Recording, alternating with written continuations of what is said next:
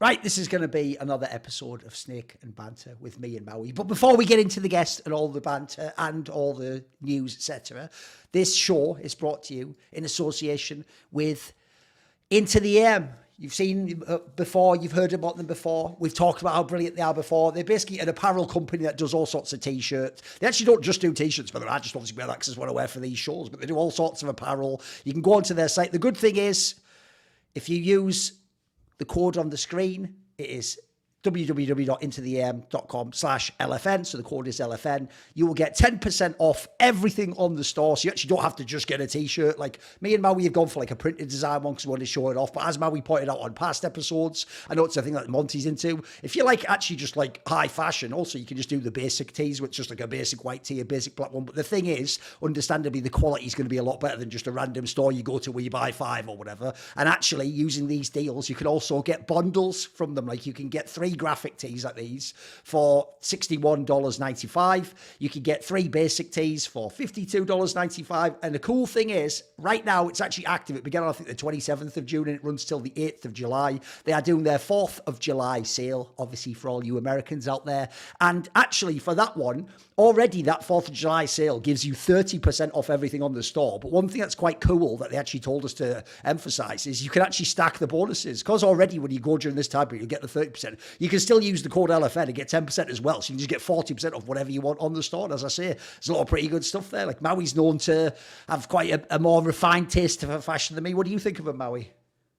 Yeah, the lightweight style, the fact that you wash it a bunch of times, it still feels good. I mean, yeah, I keep wearing this graphic one, which maybe people have noticed on the last episode, but I actually just flat out wear the plain ones way more. But right. I got to show I'm wearing it, you know, Yes. But the plain ones are awesome, honestly. Yes. So yeah, go to intotheam.com/LFN for 10% off plus the 30% for the 4th of July sale if you see that in time and go there in time. So thanks to Into the AM, of course.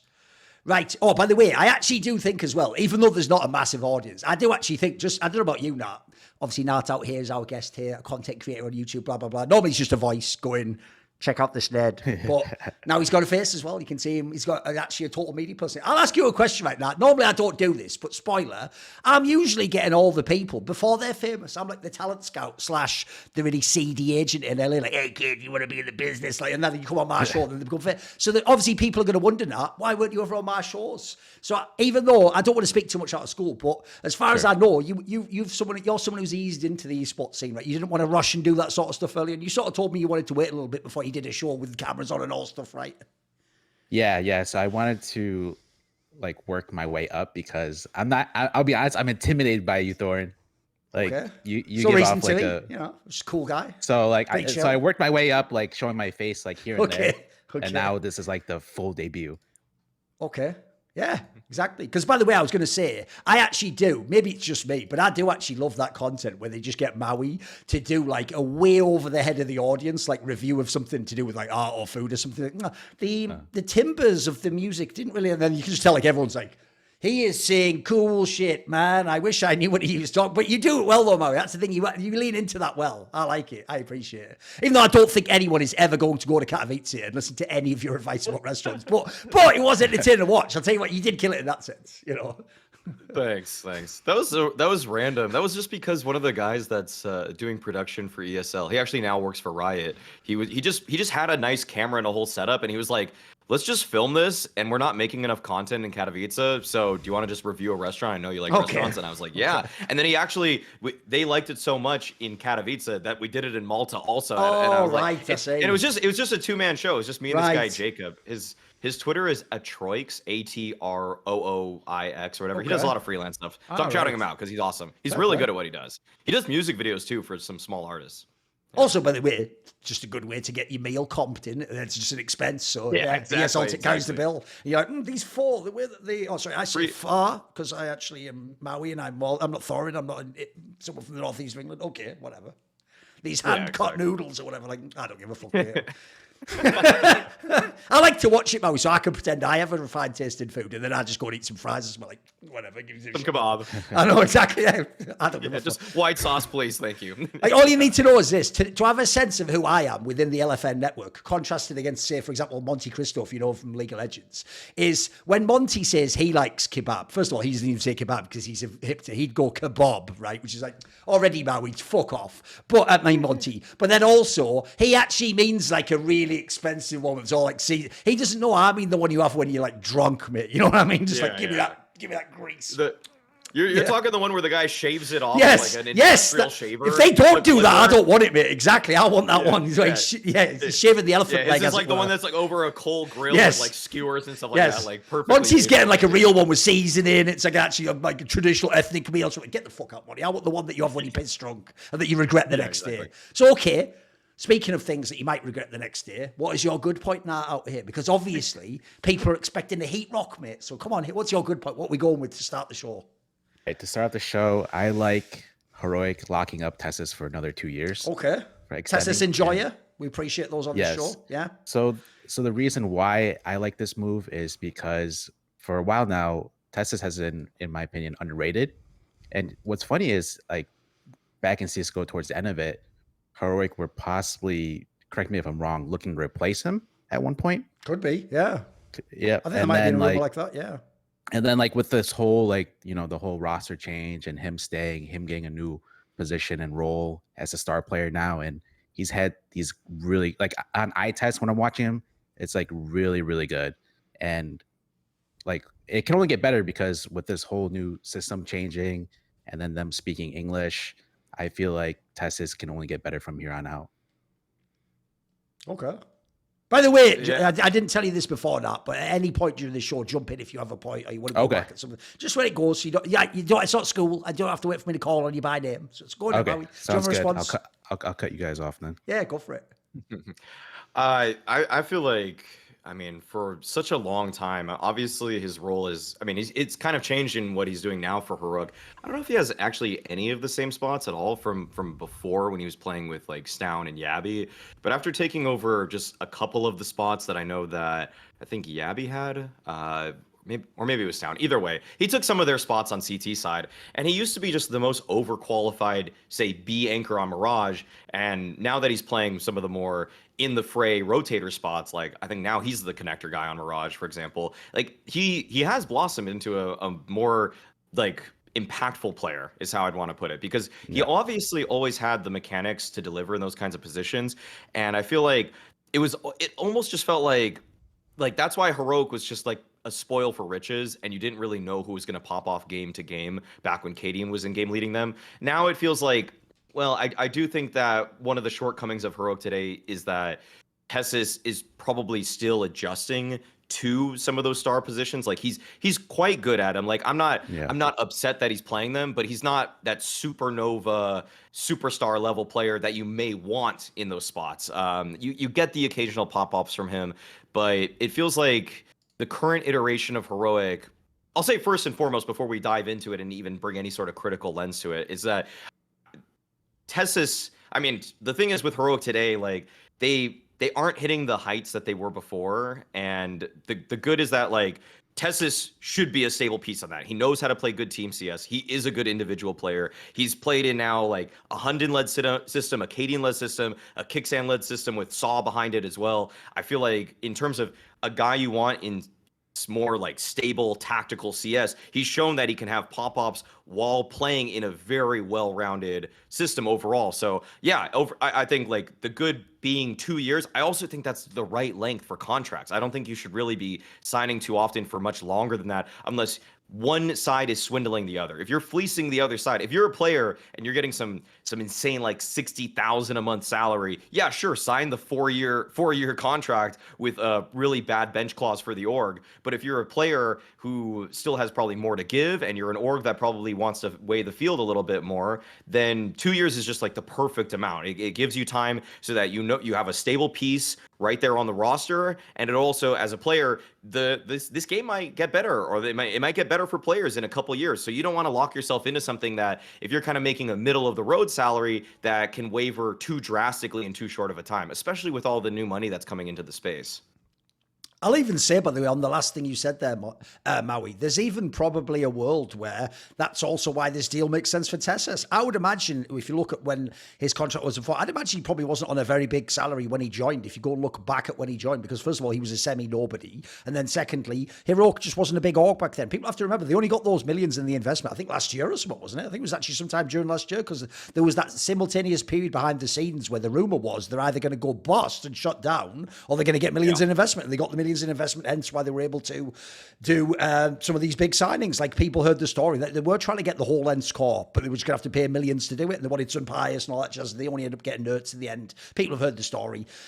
So I do think that's also good for TeSeS, because I imagine now, if I had to guess, he probably went from being on, like an all right salary, but that doesn't make sense for where he is, like, 13k a month or something. So he's probably on something real, like 20k or 25k now, which is, by the way, I think he's earned after these years, because I do think if you contrast this with the CSGO Heroic, I think in that team, unfortunately, he was the obvious person aside from Refresh who just got all the blame. He was the scapegoated player. Like, he can say people scapegoats down, but it's more like he's just disappointed in him. And no one would ever say to cut down from the team. No one would ever say to cut Kjaerbye, no matter what he did in the team. So really, it really was just like Refresh when he was there, because his numbers were pretty bad at the end and he played kind of shit roles. And then TeSeS, for me, the reason I always thought he got scapegoated is because of exactly what his strength is. He was the tip of the spear on all those like sick T-side rounds. And so the problem is, if he fucked up the entries, or he just got fragged instantly, or he just fucking messed up running in the wrong time on the flash and got blind, it just made him look stupid, and then they wouldn't get in the site, they wouldn't get the bomb planted, and so everyone would go like, oh, fucking TeSeS again. And so I always thought the problem is,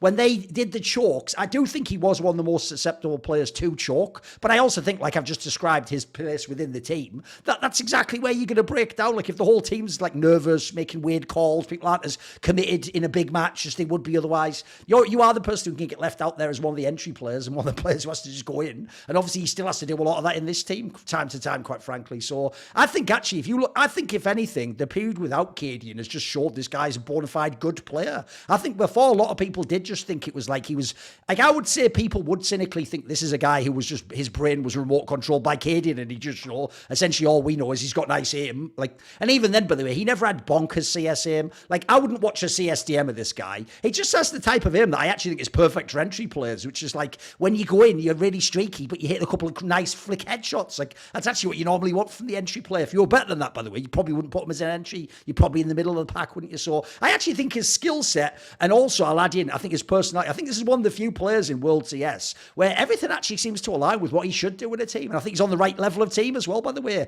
I actually think, if anything, that was probably also another thing about the old Heroic. There's a lot of pressure on people like him who'd never been at the top. I actually think on this team, because I actually think after the break, in light of all the moves they made, the Dexter move, I think this team can be like, they could be fighting to be like the 6th or 7th best team in the world. Like, they could be a good team. They could be a team that could be in playoffs time to time, be a dark horse. So I actually think of that level, he's more than good enough for Heroic. And I think for Heroic, it's a really smart move to sign it. I agree with you. 2 years is a good time for him, not least because he can bench people. And then also, I'd just put it this way. People are going to use this argument for HooXi. I think he works even better for TeSeS. Let me know who you'd sign instead, guys. Because remember, Heroic isn't fucking Vitality. You can't just have everyone. So once we already eliminate the names that aren't coming, like from better teams, like, spoiler, Flame Z isn't joining this team to replace fucking TeSeS. So if we take all the ridiculous names out, I would actually genuinely ask someone, who's a better entry player than this? Like, who can you even get in Heroic? I don't think anyone Heroic could get would be better, unless they're going to gamble on youth. And by the way, if you gamble on youth, isn't that just like getting TeSeS 3 years ago when he hadn't had the experience? And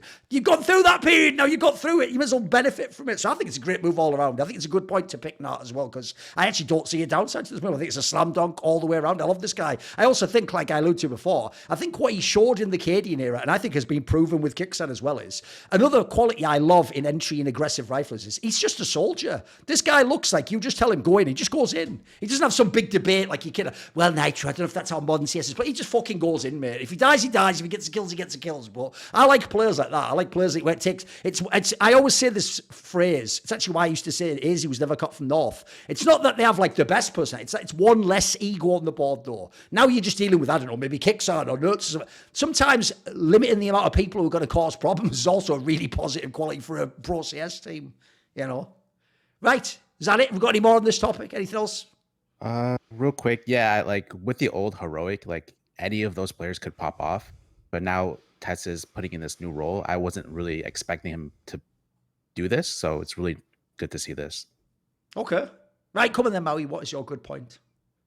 Mine's based off of a rumor that's been circulating for a while. I feel like Kassad more or less just completely leaked it on an episode of Hot Take Point Made, but we were already privy, many of us, to this information. The fact that HeavyGod is likely to be signing with Cloud9, and I just feel like this is, I mean, I feel like I made a prediction very early on, maybe when I was even just watching like RMR qualifiers early in the year, that HeavyGod was going to be on like a top, I think I might have made it a little ridiculous. Like I might have said a top 5 or a top 7 team by the end of the year. And I mean, I think you've said in the past you'd have put him on G2 or something, right? You'd have given him a chance. Yes. Yeah. I just feel like when it comes to people that are on the tier 1.5, tier 2 orgs right now in the space, HeavyGod is by and large the best anchor player. And so for him to be heading over to Cloud9, because not only, by the way, I don't know if people know all these little details about him, but he's Ukrainian and Israeli. And I think he can claim Israeli by nationality, but he actually is Ukrainian, so he actually speaks Russian so also. For people who are confused that this was going to be an international team, it's actually still going to speak Russian, right? Okay. Yes. Okay. Yeah, exactly. When he streams, sometimes he's just speaking Russian. Like he can speak. I will say his actual real name when I look it up is Nikita Martinenko or something. So it obviously is a very much an Eastern European name as opposed to something Israeli. Yeah, true. I actually wasn't aware of that. Fair play. Yeah, and so this is obviously just fantastic because HeavyGod deserved to be on a better team, but I am just, I'll say, lightly concerned about the chance that when he joins Cloud9, that the spaces that he takes are generally speaking AMKAL spots, 1-to-1. They're both anchor players overall, which is why I'm not really super concerned. Like I'm like reiterating this point that I've had for maybe a year or so now, is that we went from a scene that was so kind of role agnostic to so role pilled that we started saying, oh, they're playing the exact same spots. They can't, like, there's going to be overlap. Like, we can't, how could you fathom that they're going to, it's like, you could just anchor the other bomb site. Like, it's fine. It shouldn't be the end of the world all in all. But he does practically overlap with AMKAL spot for spot. So I do want to see, like, I would personally want to see them kind of split it, actually. I'd want to see that they trade some of the spots. Like, I want like HeavyGod, I want probably AMKAL and Pit, but say I want HeavyGod to anchor like Aeon Ancient per se. Right. Either way, I do just think that HeavyGod has been too good for too long on OG, and I truly believe that he has a strong likelihood to be, maybe not this year, too much of the year has passed already, but in 2025, 2026, to be a top 20 HLTV rated player, to be one of the best anchors in the world. I think people are going to start to really understand how much value this guy brings to the team, as long as Cloud9 put him into some semblance of comfort, okay? And that's a key detail there. If they strip everything away from him, and they even maybe like switch some of his spots entirely, which I don't think they'll do, then things could go south for him. But I truly think that, like, you could throw HeavyGod into practically any situation, and because of the nature of the anchor role, there's so many chances for him to just show that as a self-sustaining player, he's going to deliver against some of the best teams in the world. The one thing that has been a shortcoming for HeavyGod, in his very limited land sample size, he hasn't necessarily proven it on big stages, but when it comes to online, which generally people are transitioning more seamlessly as time goes on, like online to LAN, online to studios, I think that eventually HeavyGod will absolutely get it, and I really think that he's going to be one of the best anchors, and that Cloud9 are making a slam dunk signing by picking him up as they are. What do you think? HeavyGod, I like the clips that I've seen of him are just super insane, like mechanically and his aim wise, but I haven't really like watched like sat down and watched his demos, but I just know that like mechanically and aim wise he's nuts. And that he speaks, I didn't even know that he spoke Russian. So that was my question about, like, is this going to be an English speaking team or international team? Yeah. So.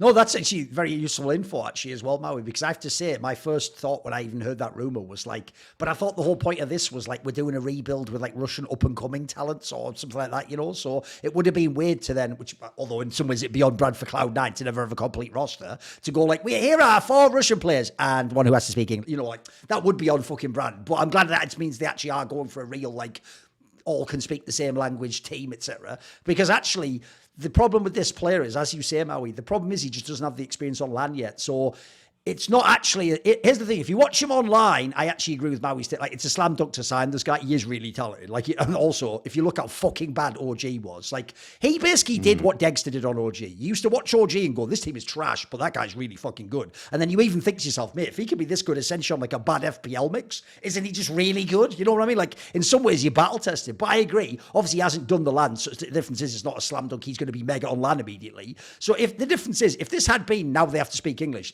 probably isn't good enough. But actually, if he just slots into the team, actually, it's probably a sleeper pickup. I mean, I actually wonder if some of the other teams haven't even thought this angle through. Maybe they did just see the Israeli flag and just think he has to be in an international team or something. Because it actually makes me wonder why some of the other teams didn't consider him, mate. Because he clearly has not only been a talent, but it's not like OG players are in prison and can never leave, guys. It seems, it's quite frankly, people either don't want him or just no one inquires. Like, as far as I know, they would sell most of the players on that team if you give them the right offer. So I think it's a good move for everyone. Just a good move for everyone, isn't it?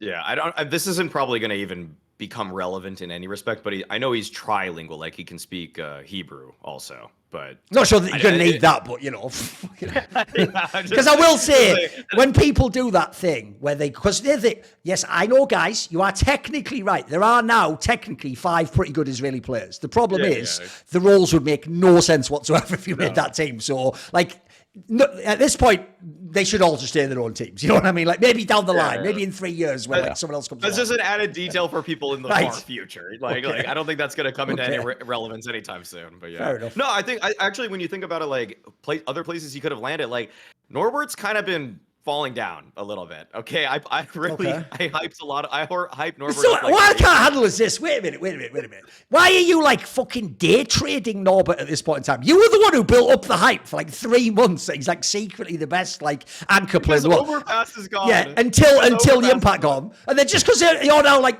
trying to sell him from MCL, actually just get rid of fucking Norbert. He is trash. He did have his moments. I agree with Maui. He did have his moments. But... yeah, but he's trying to get him out of the team now. He's just booting him out. He's scapegoating fucking Norbert. He himself is the guy 1 second earlier before overpass was deleted. Like, hey, give Norbert his flowers. He's underrated. And the second overpass, like, do we need this Norbert guy? Get him the fuck out. What, is Electronic underfranked again? Get Norbert the fuck out this team. Okay, fair play. Just day trading Norbert. Okay. I'm high. I watch more Norbert than Norbert watches. Okay, that's out. That's why. Okay. He's just I can't stop. He's my drug. He's my drug, honestly. Okay. So, yeah. Right. Okay. Are you ready? Yeah. Bearing in mind, guys, I want you all to check the time because this will come out tomorrow, I'm assuming, right? This was released on the 1st of July. Yes, we did release it when all the news for the day had come out. So, spoiler, my good point, shout out Kassad, is obviously HooXi has been benched by G2. And when we say benched, it's like KD and Bieber. That just means kicked out the team, guys. The term benched is even almost a bit sinister there. It's like, because in a sports context, he can come back for he's just done, right? It's over. Like, as far as we know, this basically means goodbye HooXi. And at this point, it's just a question of how long does it take him to get out and go somewhere else, right? So as far as we know, HooXi's done. Now, at the moment, at the time of recording, and actually, based on what I've heard, I don't think it's going to be immediately. No announcement yet of who the replacement is. And I will add in as well, everyone did sort of see this coming. Like, what's funny is this is one of those times where even people who actually, I don't know if behind the scenes they did know the move, I think a lot of people just accurately analysed the scene, who like coaches and analysts, and accurately guessed. The Malbs move alone clearly wasn't a role-for-role swap that was supposed to make a complete team, even if, by the way, you took Nico's IGL, because even then it'd be like, well, then what the fuck is HooXi's role? You know what I mean? So, to me, these moves were probably done at the same time and agreed as part of a coherent plan for G2 to change the team. And even though we don't know yet officially who the next player coming in is, obviously the part of the move is to bring in another player who may or may not be the IGL. So, this is pretty big news. Obviously, it's kind of also a capper to the narrative that's been on all these talk shows for like, what? I mean, to be fair, it was around like, if we go back far enough, it was even when in 2022 we had all these topics. Obviously, famously, it's when he like won the Blast World thing that really got spicy, wasn't it? It's when the topic blew up, and then Richard carried it for a long time, and Kassad did it for a long time. If you notice, one thing people always do with me is they always, for some reason, conflate me with Richard and Kassad on this. But if you ever watch this show, we've got like a record. What I always did was, I was always the guy who said, like, look, in a perfect world, I'd replace him immediately. But if you win like Kjaerbye, I give you a little bit more time. That earns you a few more events. Yeah, it earns you a chance to prove yourself. myself. Like, in fact, the obvious thing is, if he ever had won a major, I never would have called for him to be fired. I would say, okay, how can I complain? You get it done. Even if you have the super players, you are winning the tournament. So I think if you just look at the scene right now, it's the case I've made all year long, which is people simultaneously want to say, if you say cut HooXi, but what about all those tournaments? But then at the same time, you go, keep JKS, and they go, it's not in the form of when they won that tournament, though. You're like, what? You can't do both. Like, if it has to apply like that, it has to apply to HooXi too. So all I would say is, sadly, it actually is probably true what I was joking about before. Fucking Stewie2K winning that tournament probably has got this guy kicked from his job, because if you could rationalise before that, but who could you get? It's still good. And then the joke is, you were like, Nico was like, I'll just have a go. I chilling. Oh, I tripped over and fucking won the tournament. What the hell's this? This trophy? Like, we haven't got any of these this year. Yeah, I'm sorry, HooXi. It really was just done for you at that moment. It's why, actually, a point, I'll give you one last little point I'll throw in there. A point we didn't actually roast Stewie2K for on the Richard episode, Maui, that I actually did think was mad BM, even though he didn't mean it to be BM in his, like, rant, was, there's that point where he said something like that he didn't understand why HooXi was so, like, publicly involved in, like, cheering them on and, like, behind the scenes doing analysis for them, because essentially he, like, potentially helped them win, right? And it made it look worse for him. All I would say in that scenario, this is why I actually wish I'd mentioned it on the Stewie episode, is like, Stewie, you actually sound like a cunt, mate, because what you're saying, and remember, we all know this did happen when you were in Evil Geniuses. Do you remember in Evil Geniuses when it was like a pro league or something, Maui? And he made some stupid public statement like,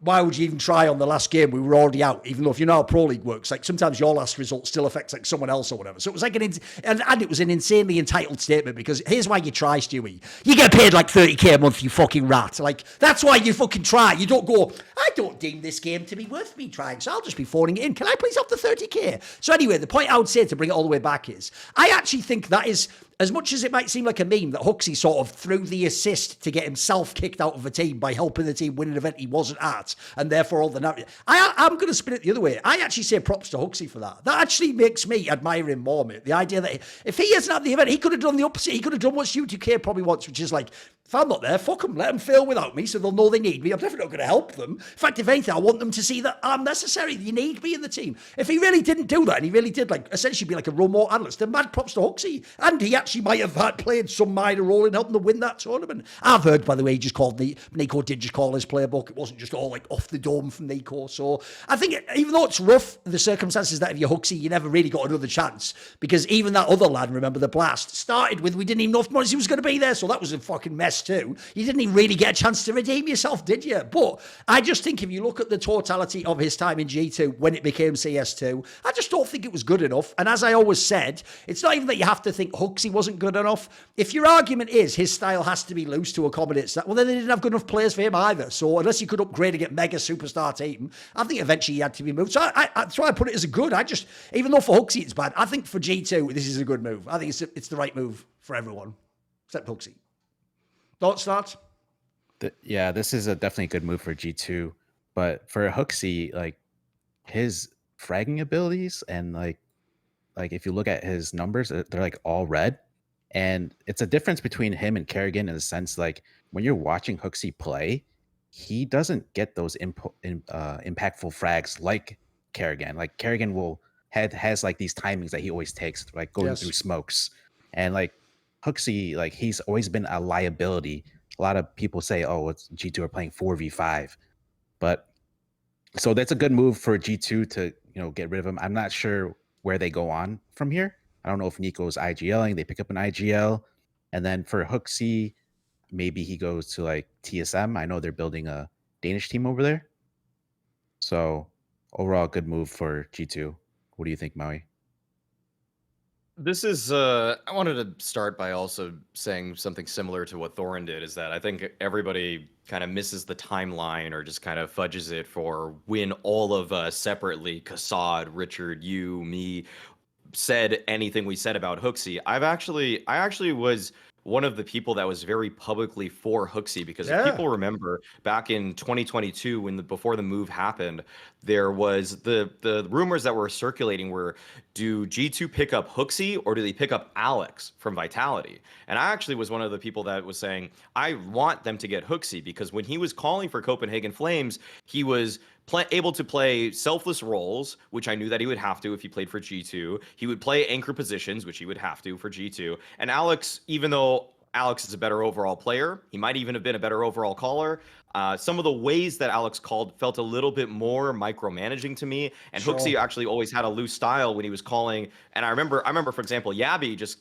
he was off the chain. He was off the leash when he was playing with Copenhagen Flames because HooXi was calling and just let him kind of do whatever he wanted every single round. And I knew, like, HooXi's not micromanaging this guy. He's like, Kjaerbye isn't lurking into apps, peeking into the A bomb site on Inferno, getting one quick headshot, backing up because HooXi's mind controlling him to do that. Right. But I knew HooXi with those kind of pieces would allow that sort of style in his gameplay. And so there's a lot of things before I really get into it, because we have been just kind of railing HooXi for such a long time.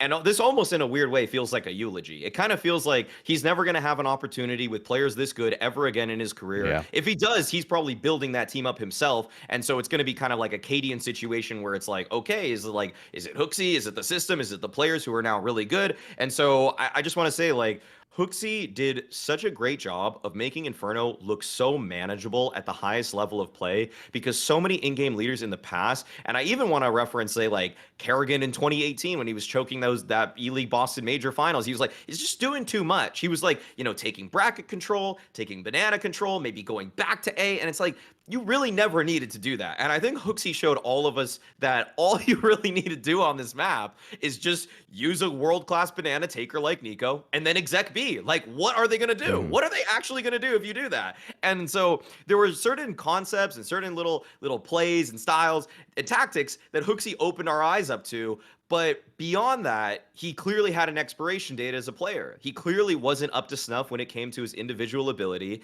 And so even bringing someone who's just like a modicum of individual skill better in Stewie 2K, who's just barely better at looking at his radar when he's running in on an entry route and saying, okay, I should pause for like 3 seconds. Let me pause for a half second. Let Nico get closer to me so he can trade me. We all saw, oh my God, okay, you can win tournaments. That's all it took. That was the key. The style of calling was so simplistic that Nico was able to emulate it when he became the in-game leader. And all you needed was a guy that was just a barely better entry fragger, barely better sight angle, and then you could win trophies. Yeah, I'm glad that G2 finally opened their eyes to the reality, which is that you could have put a lot of different people into this position, and you could have had HooXi in the back lines as a tactician. And that is, I think, the most natural pivot for him that he could possibly go for here, which is that if he's able to game plan with G2, if he's able, like, sure, he's benched as a player right now, but I've been calling for TeSeS as a coach because I don't know what value he's been bringing to the team. He's probably getting better. He's probably getting a little bit better. But if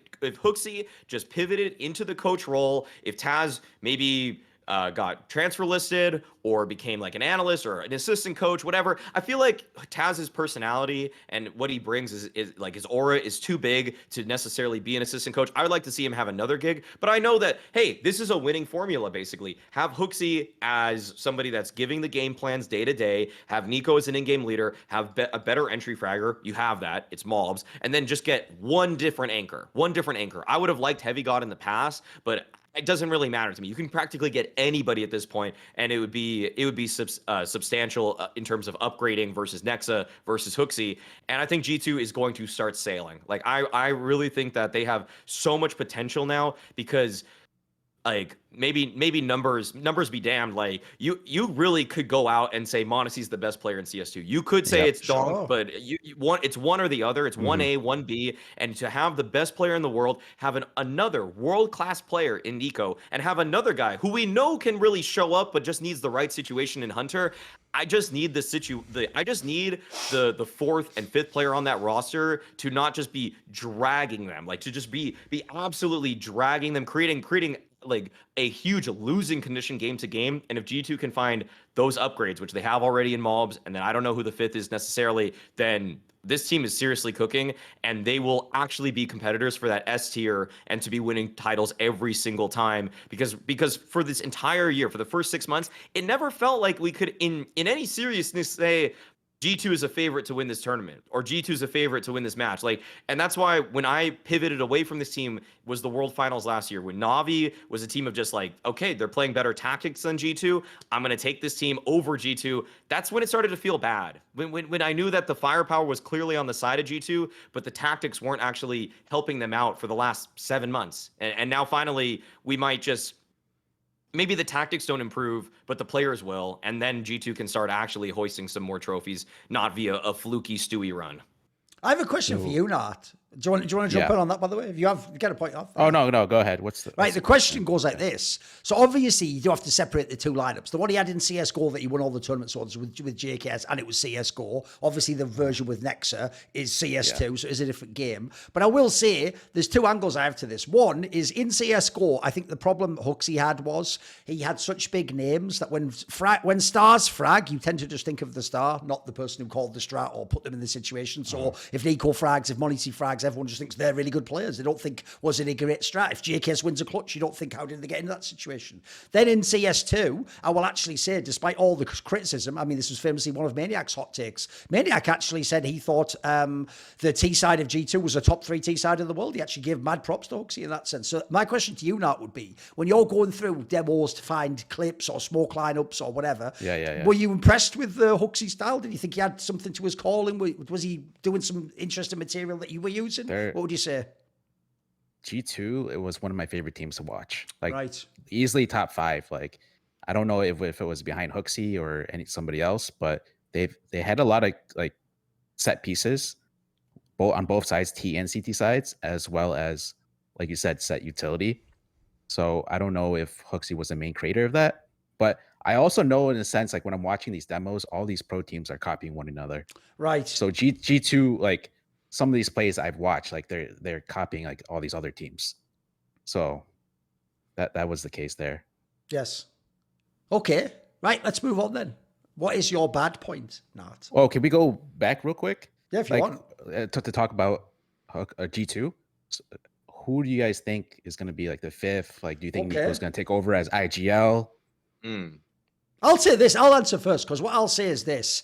Actually, before this news was announced, when they did announce just Malbs joining, I even thought to myself, maybe they're not actually doing a move right now. Maybe it's actually a way to give Nico sort of a pressure-free chance to test being an IGL. Maybe what you do is you sign Malbs, because if people don't know, like, I would probably put Malbs in some of the spots Nico actually plays currently. So I would have said maybe Nico becomes sort of like a bit like he was back in the day, a bit of a lurker, and he becomes the IGL, and he sort of tests himself out. And then maybe you even use that period to decide either one, can Nico be IGL? Do we need an IGL? Or 2, if he is IGL, do we need a different player for the 5th? Like, I thought you might even for real just keep HooXi and just run him as like just another player. Because by the way, from his style of play and his personality, I'm almost certain he would be a soldier too, just do anything you ask him to do. Like, that's one of the things that's actually harsh about having to criticize him, right? As a person, he actually seems fairly cool. He's watching one of the more, despite all the beef for him and Kjaerbye, he actually does seem like one of the more reasonable pro players, guys. Like, I don't think he's actually some insane delusional figure, like sat in a hotel room, like, it's all me, HooXi is the king, and they also,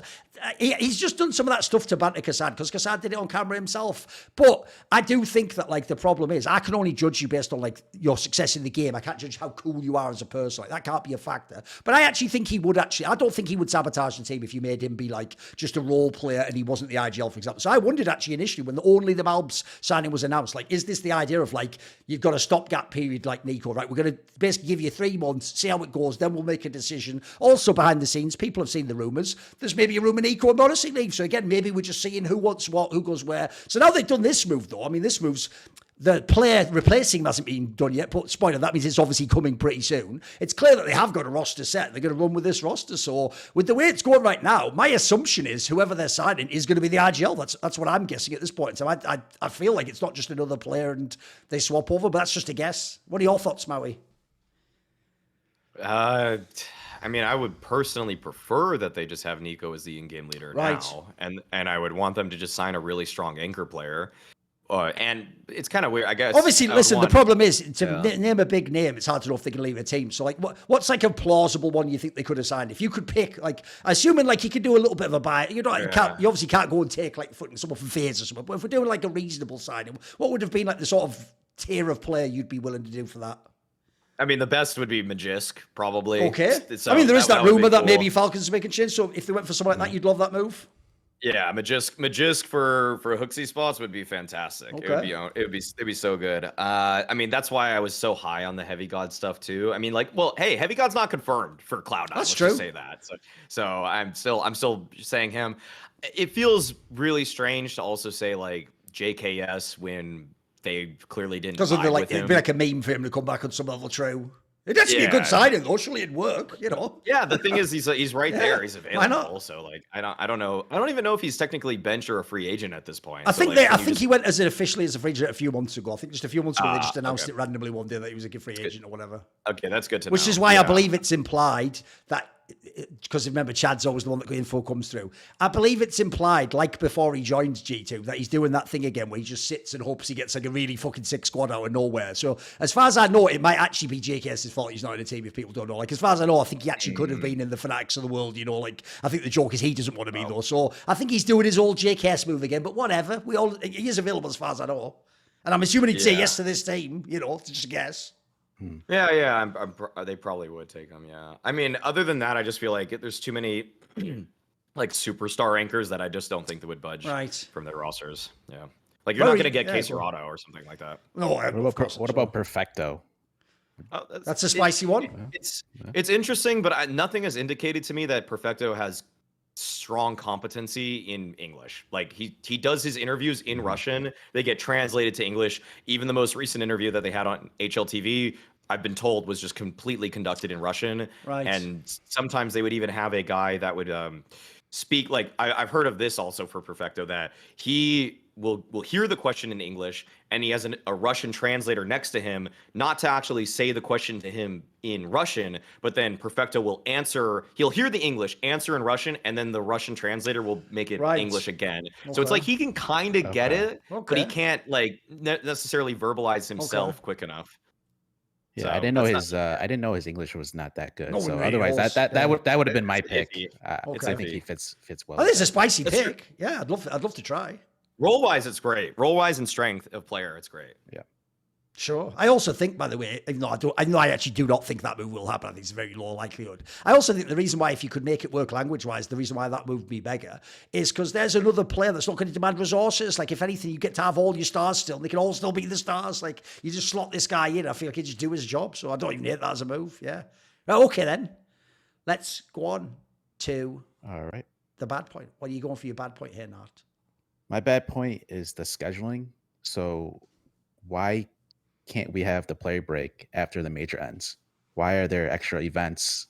So like the quality of play decreases, like teams are making roster moves already. And like with like, I'm not sure if you guys can tell me with other esports, but I know in sports, right, when the champ ends, there's like a couple months. Oh, sure, the And offseason, then- yeah. Yeah, it's the off season. So why is it that we can't have that in CS? So we saw chain do happen after the major, right? Yeah. And then FaZe said they didn't even practice for like Yeah. 1 week, and they go on and win it, but that's kind of ridiculous. I mean, by the way, he's also got a point that has also been a trend. Like, obviously, it used to be Dallas that was after the major a bunch of years, right? And it really is like, and there was a blast last year right after the major, which is why no one cares that Imperial almost beat fucking, I think it was Heroic, they almost beat in that one and made the final. Like, no, there is always, it does seem like the circuit the more always ends on like a medium to smaller event. What do you think, Maui? What would your reasoning be for this? Or why we can't, or do you actually want it that way? Your thoughts? The reasoning, Can you guess? Can you even speculate? Valve just picks shit. Valve true. just I fucking think that is. picks scheduling out of their ass. Like Yes. that's what I get. I mean, a real circuit would just be the end of every season is the major. I'd say Cologne and Katowice. I'd also probably have pushed Cologne and Katowice by like a month or two each, because it does feel like we kind of just jumpstart every single season by just like, here's Kato, and it's like, what? We just had the spring groups, which is kind of like a joke event in itself. It's a group stage. And then we just suddenly are in like the third, fourth most prestigious event of the year. It's like, it's a little too fast for me. And I would rather that because what ended the season? The Blast Spring Finals, for example. If that was where the major was, and instead where the major was, if that was Katowice per se, I think that it would just improve the calendar tremendously. I don't think that you can really get these orgs plus, I mean, the TOs plus Valve to all budge at the same time to have like what is the best and most competitive looking schedule, because people are just going to step on each other's toes and it's going to frustrate people, because I mean, there's a lot of logistics here. Like, there's a lot of planning in advance for all this stuff. And I also feel like it's probably at this point true that like, you know, ESL has probably booked out the Spodek and true. And the Lanxess Arena for the next X amount of years at this time. So I don't think they're going to change their schedule. And Valve also, they've announced major schedule dates until, I want to say like 2026 or something like that. Like they usually do it a couple years in advance. So they would have to be even further prescient. And also the player break did change. It did have a swap in terms of the dates too. Yes. So yeah, it's just like every time the butterfly effect of changing one event every single time seems so massive and drastic, and you don't know who's going to throw a fit because of it. That yes, yeah, like Nart, I would 100% prefer your way of seeing these things. I just feel like it's like the worst ever constructed jigsaw puzzle that's impossible to take apart. By the way, I agree as well. I actually do think it would be ideal to end each like season on a major. I even think like a fucking TV show. You end on the big cliffhanger, don't you, at the end where like that changes everything. So I agree, but to try and speculate, the real problem obviously is there's actually all three bodies that you need to arrange this. So it's not just people like ESL and tournament organisers, there's them as well. And as Maui says, in certain places I do know, it's mainly, I think, more America, this, but I don't know in Europe. I know in America, for example, if you want like a big sports stadium, you sometimes have to book 1 year out. You can't, that's the thing that a lot of esports fans don't get. You don't like do your season and go, wow, a lot of good teams qualified to my finals. Let's put it in Kjaerbye Stadium. And like that's not even on the fucking table. Like you have to book that way out and you have to like put a big fucking deposit down that you might even lose if you give up the spot. You know, like it's way trickier to do the big stadiums as far as I know. So already with TOs like ESL, they have their own, as Maui says, game within a game of like, well, how many years am I going to be here and am I coming back to this venue? So they've got their schedule, which is moving potentially year to year, or even worse, some years set in stone. And then the other body you've got is obviously Valve. Everyone gets that one. They decide to some degree who gets the major. But even then, this is a detail people might not know. I don't actually know that Valve necessarily decide the dates of the major. I feel like there's probably some negotiation again based on things like, because if you don't know, as far as I know, when you make the pitch, this is another thing that TO talks about. They come in and say, I've got a stadium in Shanghai, for example. I could do it in the fall, whatever time period. That's part of the pitch as far as I know. So it's also why, by the way, not everyone could just make a pitch. You have to sort of gamble that you're going to do an event probably again if you booked a stadium or if you're planning it, etc. So Valve would have to also line it up, whereas I get the feeling all these bodies are doing it independently, which is why it's fucked, which I'll get to at the end. So I think Valve does it, as you've seen, a year or two out. They sort of say these are the rough dates when the major will be, but I don't necessarily know that means then ESL sits down and goes, right, where would I put Cado on that? I think ESL thinks separately about what they want to do with Cado and Cologne, because that's their events. They don't do majors as much nowadays. I think the majors get set anyway. And then the last body, and spoiler, I'm actually now going to flame all your favourite pro players now, because the body who I think fucks it all up at the end, like they always do, but they never carry the can, is the fucking pro players. Because remember, the pro players decide when the player break is. So that's why famously, I'm just going to say what I've said many times, but I never said it as explicitly. If you're mad that Team Liquid never won a major in CSGO, you can thank the fucking pro players. They're the dickheads who decided to have the major be the second event after a player break. So if you remember, Team Liquid was winning every event. They couldn't lose a series. They were on 20 plus, it was not 18 at that point in time. They won like a bazillion series in a row, and then the player break happened. We came out the player break. They had DreamHack Stockholm that they didn't attend, that one that MSL won it, and then they just went straight into a major, and then nothing. Absolutely. I'm actually mixing the years, but that was 2018 I've done there. Whatever. There was a tournament before the... Actually, Berlin might have been the first time after the major. That was even worse then. Yeah, I think Berlin actually was the first time after the major. And if you remember, it tanked everyone's game. So the last one is the players. As far as I know, the players are the one who actually, I think, could fit this closer. They could essentially decide next year we want the player break if they knew their dates after the major. They could actually just say this overtly. But as I say, I feel like actually, if you want to solve this problem, you need all three bodies or entities to have the same idea we do of what we want a rough circuit to look like, agree. And if you agree, I believe you can do it, by the way. Like in a hypothetical world where they all agree, I actually sadly don't think they will. Here's what I would want. I'll give a random number. Let's say within the season, there's 8 big tournaments. There won't be really, but you know what I mean? As in like the 8 biggest ones that if everyone could attend, they would attend. Obviously within that, you're going to have the medium and the small size and the online cups. If you imagine there was 8 in a season, the obvious way to do it to me, to tie into what Maui just said and what you said, would go like this.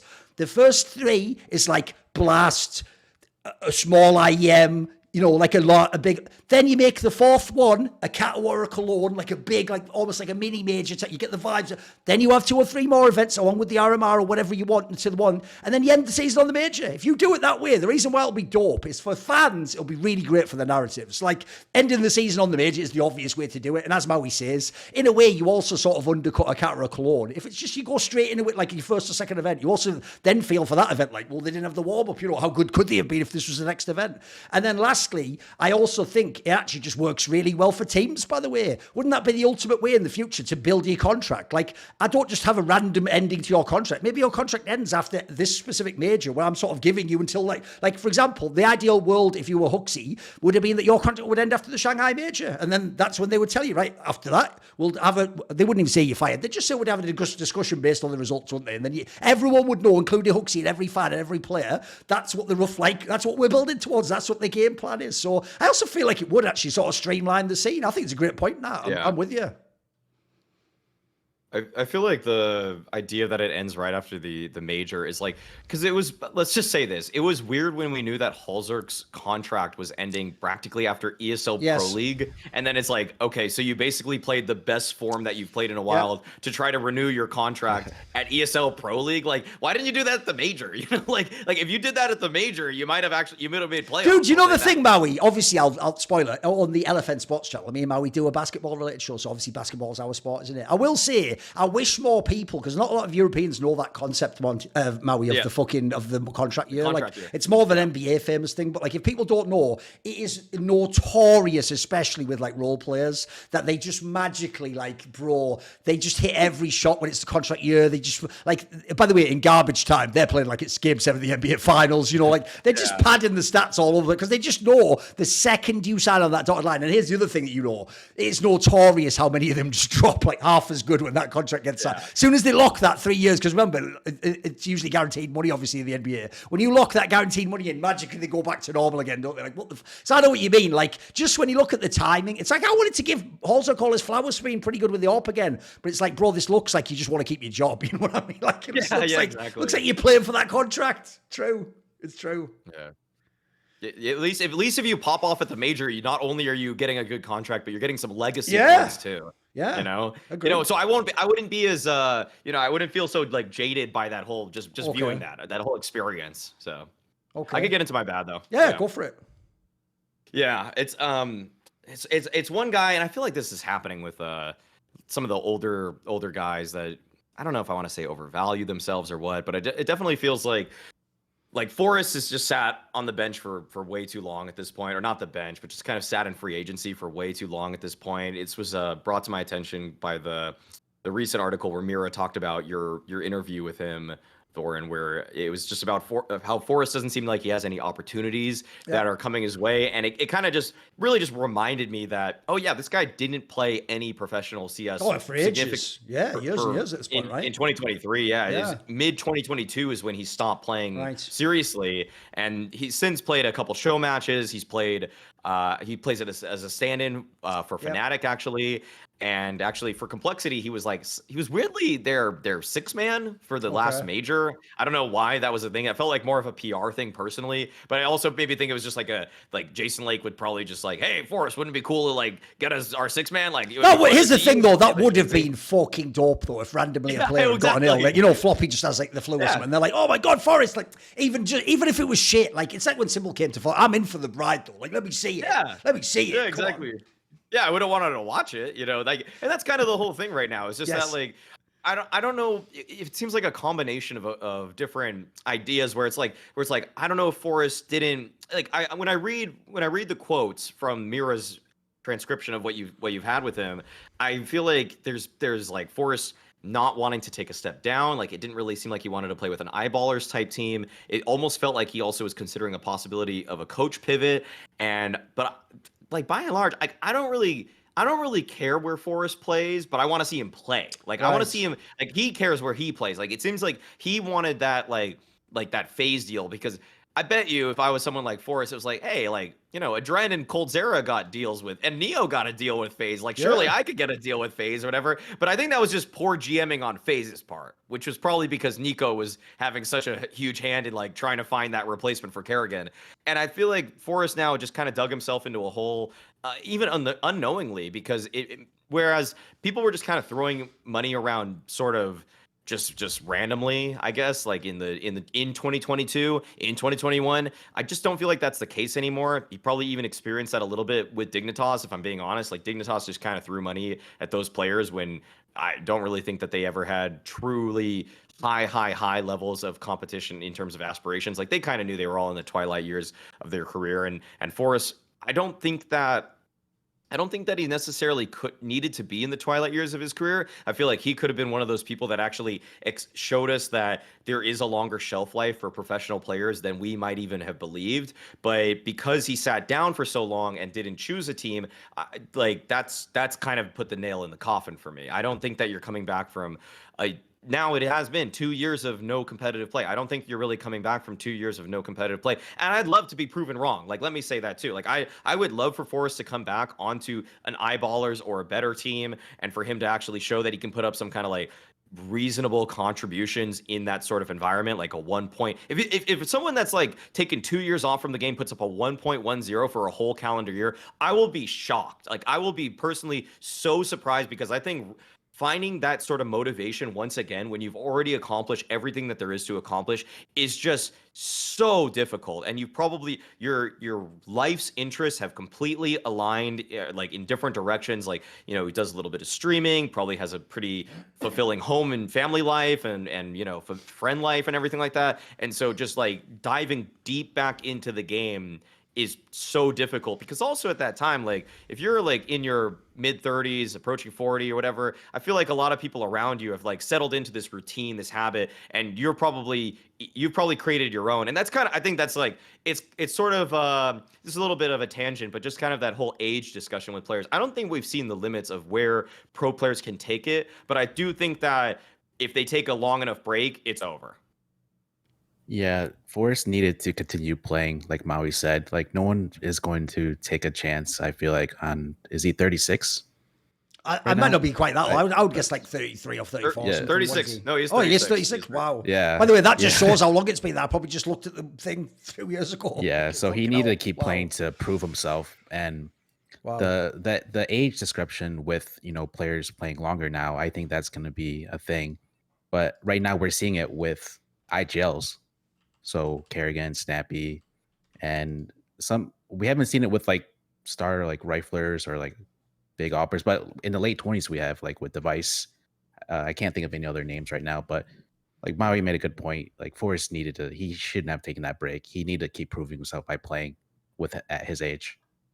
No, I'll actually pick up on what you said at the end there. I do think that was the mistake he made, is actually he himself tried a JKS move, but the problem he had was, and this will sound like a crazy thing to say out loud, but it's true. You aren't even JKS, mate. I know that sounds mental because you're f0rest, but you're f0rest in the sense of if people look at the bigger picture of history of CS, if people look today, that's where actually I think CS changed forever after the old online era we had where everyone rethought how you do things. Is, mate, back in the day, it actually is almost guaranteed that f0rest would have had essentially offers from like every team outside the top 10, you know, so like he would have just been in, like, I mean, he could have been again in an NIP or so. He could have been in loads of these teams and just like, you know, grinded it back up again. And I actually think the mistake was potentially thinking he can do a JKS, and it's like, right, because his problem is this, what he said in my interview and has said to himself now since, is what normally people say when they mean they're not going to come back. They go like, look, if it was the right offer and it was like a really like exciting project, normally when people say that, guys, it's just, they're just saying like, but obviously I'm not going to get that because I'm just like not as relevant or as good now. Like they mean, actually, I'm probably not coming back.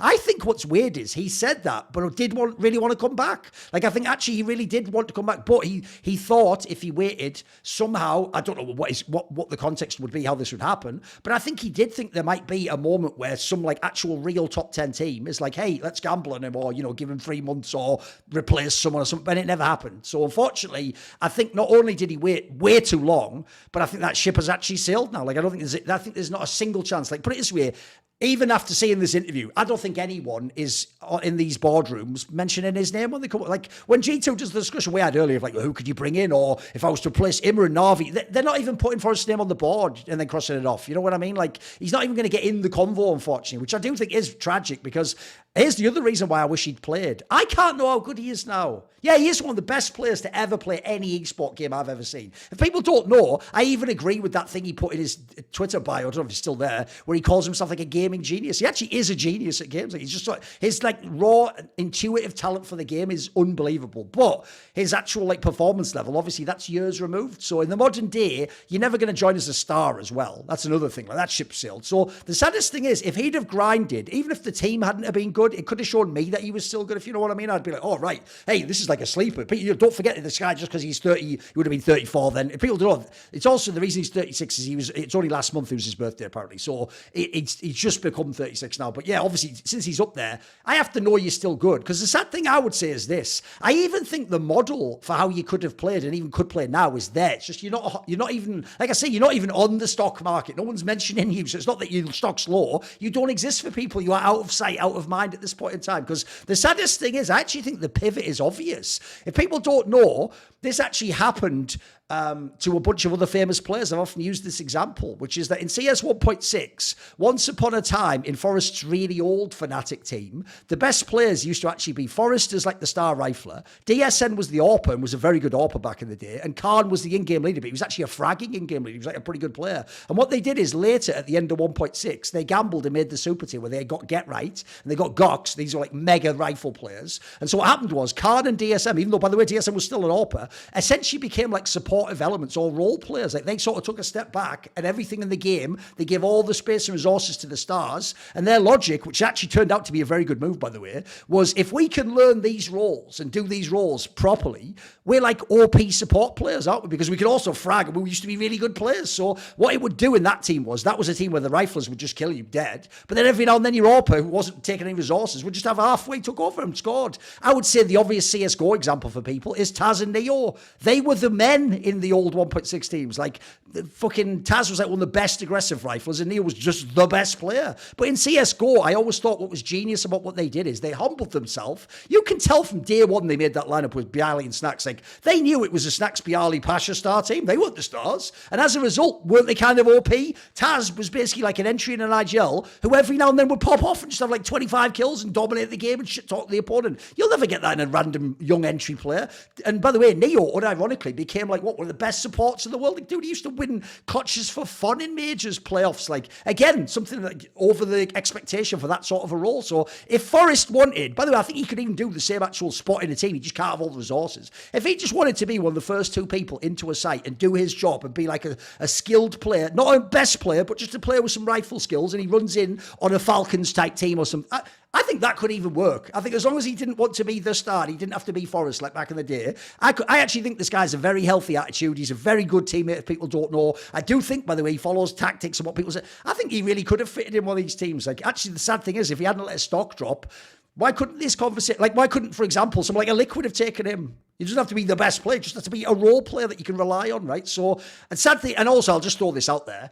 As much as people might meme like, yeah, but he's really old. It's like, bros, we're all just letting Fallen keep playing. You know, that still happens, right? You know, to this day, Fallen still plays and buys the fucking AWP and tries to shoot people with it. Like, that's, if he's allowed to play, why can't f0rest play, mate? f0rest is better than Fallen is. There you go. Is that an outrageous statement? I don't know that it is.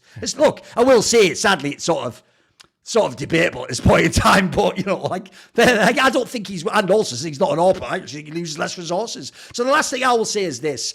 The obvious angle, in my opinion, for f0rest, it's why I think he actually even said FaZe, by the way, guys, is when he said that, he didn't think, I'm frozen, make me the star. I think he was looking at Rain and thinking, bro, can't I do that? Like, isn't that me? I'm like a little bit over the hill. I've still got skills, though. I know all the game, and I can fit with veteran players. And also, the reason he's picking FaZe, guys, is he wants his Swedish CS. He wants to just play a bit loose and do some defaults and actually do some genius rounds himself, doesn't he? So the sad thing is this. I would conclude by saying the following. I think he could still play today. The problem is I don't know if he wants to play for these teams, because it's going to have to be, I'm sorry, OG, ENCE, maybe Fnatic. You know, it's just not going to be a top team is the problem. So if it really is, he only wants to come back to have like a chance to win a major, I think that ship sailed, I'm afraid. If you want to come back and it's more like, maybe I could make a major, hey, I'm actually in for that. You know what? If it's the right team, I would watch it. I mean, I would say to those teams I just mentioned there, another reason you might sign this guy is whether he's actually going to be good or not. It would give us like 50 more reasons to watch your team. Like,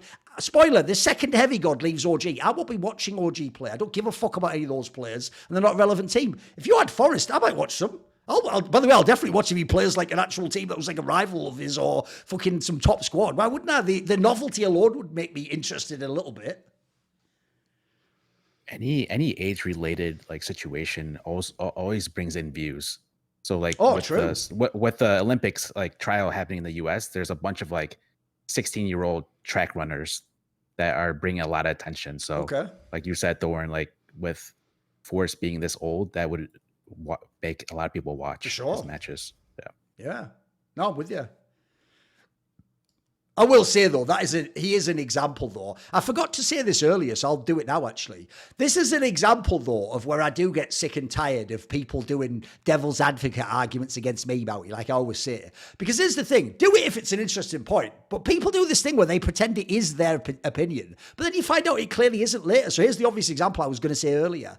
Dude, how many shows have we done in this last year where someone sits there and defends HooXi's role in G2 like they were the fucking Secret Service man catching a bullet for the president? Like, get down, Mr. President! And they would come, like, dude, they'd have like blackboards with like a million reasons why and like some huge like equation of astrophysics as to why HooXi's the only guy who can remain. But then the second he's kicked, none of them are like, hey, come and join my team, or like, I hope he joins my favourite squad. Hey, I want him in Vitality instead of him. Suddenly that conversation isn't there, so you actually realise at the end, oh, you never believed this at all. So I'll say the same thing. Remember at the end of his time in NIP, no one cared about Dignitas. At the end of NIP, people used to famously say, f0rest has still got it. Like maybe he could even, be like the 22nd best, maybe he's like even in contention to be a HLTV player if he had like a pop-off year. But I noticed those same people never then went to bat for him to be in all the good teams. Like you say, the second Dig became irrelevant and then he himself just became a streamer, all these people just they were just gone. The bar's empty. All of a sudden, all the people who wanted to buy him a shot in this metaphor before, they're not even there. It's just him him and just the fat chick at the end, who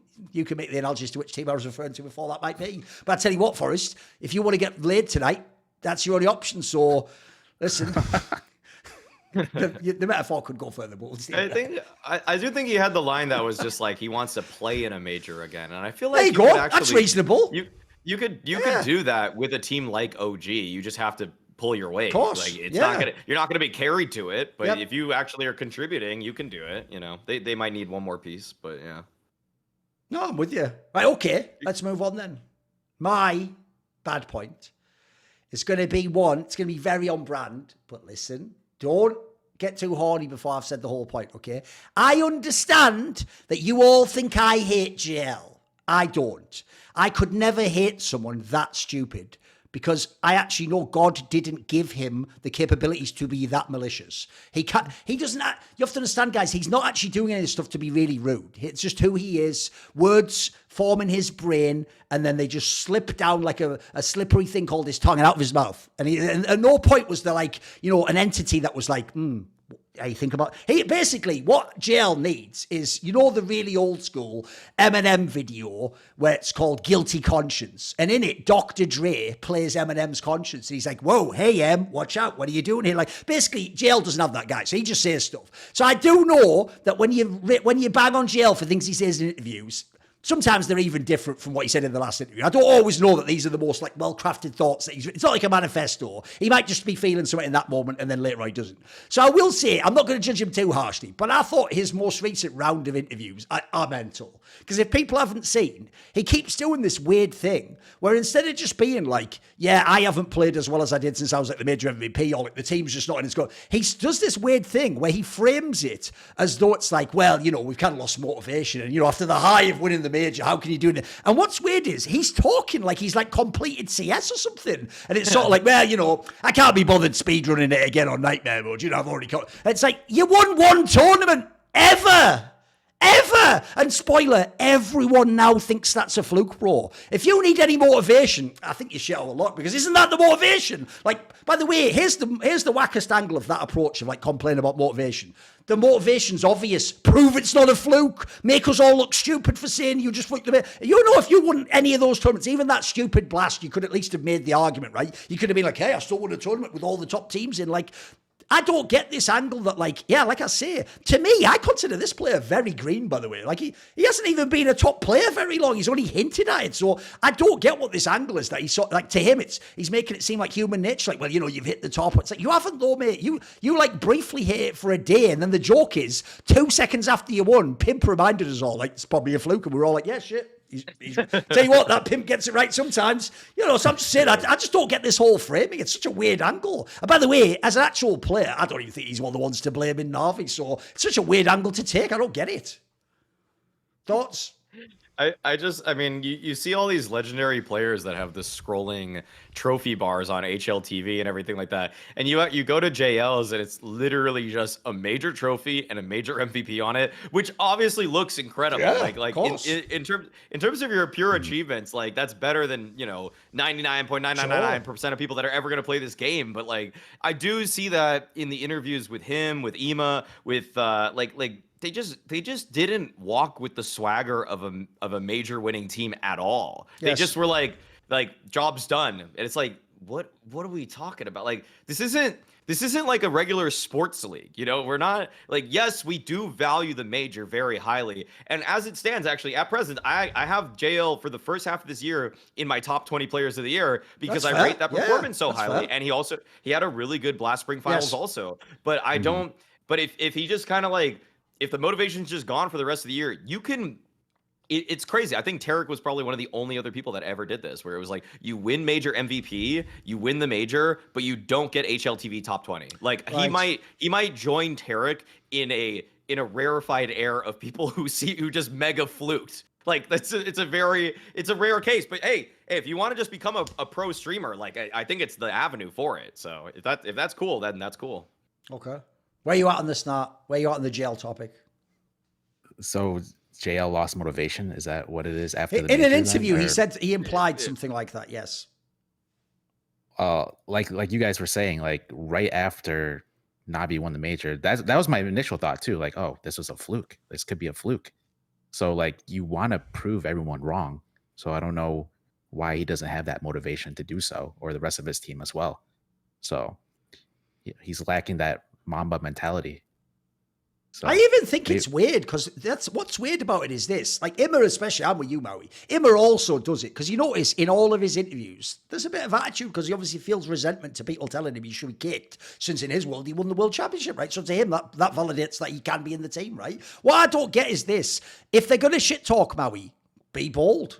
Shit talk and do it like this. You don't shit talk like, hey, don't say I fluked the major. You go, when I win the next tournament, you won't be able to say I fluked. That's how you do it, mate. Like, if you actually think you're number one, fucking live, like you're saying, Nart. Like, if you're number one, act like it. Give me the swagger. Fucking rock up like, hey, listen, bitch, I'm the... But in this analogy, by the way, you know what? Here's the angle for you, Maui. If JL really believed he was as good as he thinks he is and Na'Vi was good, he wouldn't really, but you'll like the reference. He would do what fucking Rasheed Wallace did when the Pistons won. You remember he got a WWE style, like, heavyweight champion belt, and the whole next year he went to all the regular season games wearing that belt, mate, like as though he was like the fucking Triple H or something. And I thought at the time, that is swagger as fuck, mate. Like that, especially because, by the way, the reason it's genius is you probably weren't going to win loads more, so enjoy that fucking year, you know what I mean? Like, if anything, like I say, this period now should have been when he should have been on his high horse, like, I'm the fucking major MVP, bitch, like, of course I'm rolling. If anything, I'd be doing all the opposite. I'd be going, I hope the HLTV writers stop looking at them stats and vote me top 20.